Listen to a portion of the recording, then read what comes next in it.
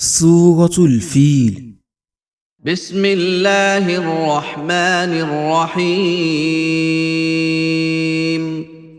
Ní orúkọ Allah, ọba àjọkẹ́ ayé, àṣàkẹ́ ọ̀run.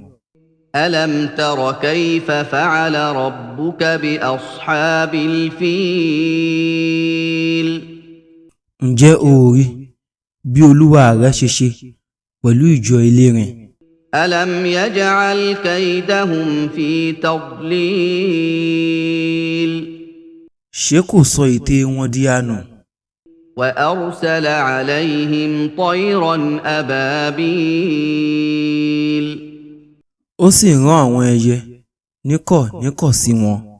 ترميهم بحجارة من سجيل.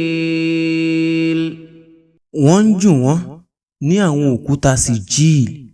فجعلهم كعصف